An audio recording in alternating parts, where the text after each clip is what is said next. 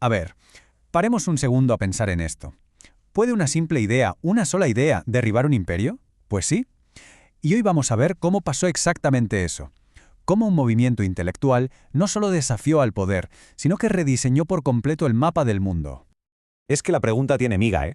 ¿Cómo es posible que algo tan intangible como el pensamiento, una idea, pueda tener la fuerza de un ejército? ¿Cómo puede ser que tumbe coronas y levante naciones enteras? Bueno, pues esa es justo la historia que vamos a desgranar. Venga, pues vamos al lío.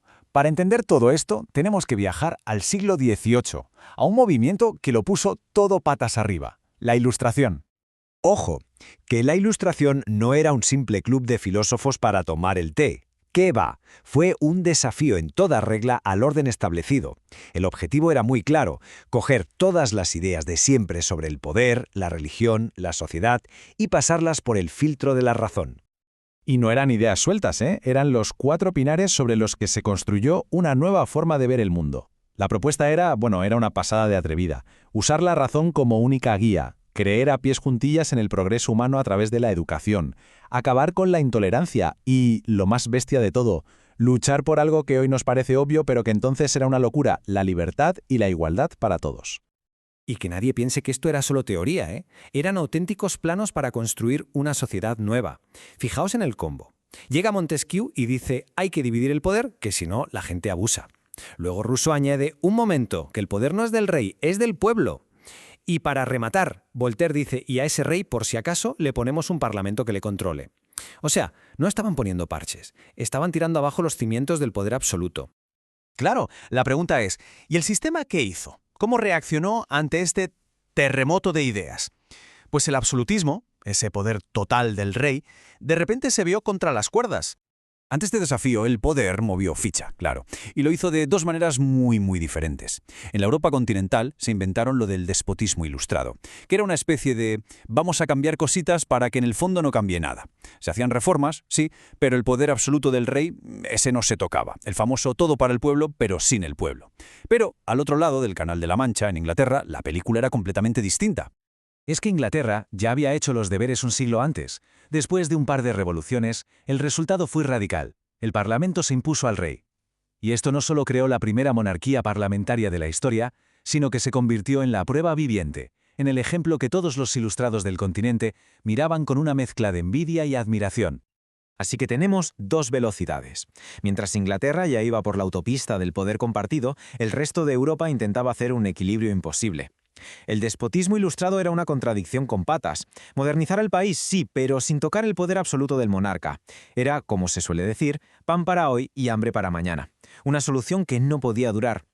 Pero claro, surge una pregunta. ¿Y si en lugar de intentar reformar un sistema que llevaba siglos ahí, se pudiera empezar de cero?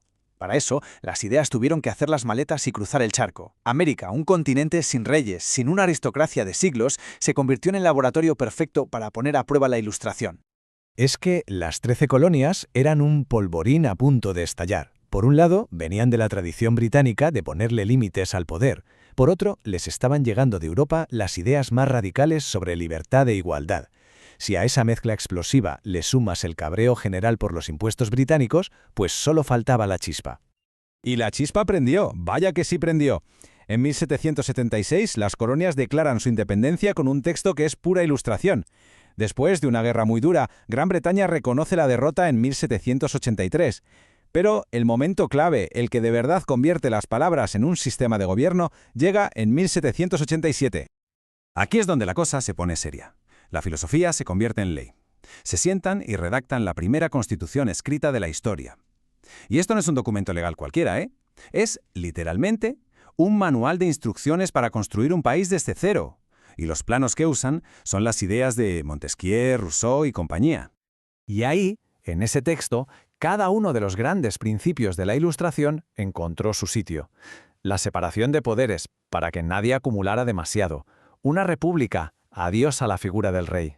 Una estructura federal, para dar autonomía a los estados. Y como guinda del pastel, una declaración de derechos para proteger las libertades de la gente. Era, ni más ni menos, que la Ilustración hecha Estado. El impacto de este experimento fue brutal. No se quedó en América, para nada. Sus ondas expansivas volvieron a cruzar el océano y llegaron a Europa con una fuerza tremenda. El triunfo de la Revolución Americana fue una auténtica bomba a nivel mundial. Le demostró a todo el planeta que las ideas de la Ilustración no eran solo un sueño de intelectuales, que un pueblo podía levantarse contra un imperio, ganar y construir una nación basada en la libertad. Para todos los que se oponían al absolutismo en Europa, esto fue la señal definitiva de que sí, se podía hacer. 1787. Quedémonos con esa fecha. Es el año en que la tinta sella la revolución. Es el momento exacto en el que la filosofía se convierte en ley y crea un modelo que, iba a cambiar el mundo para siempre. Y con esto cerramos el círculo. Volviendo a la pregunta del principio. La separación de poderes, la soberanía nacional, los derechos fundamentales, todo eso que hoy nos suena tan normal, nació de esa chispa de razón.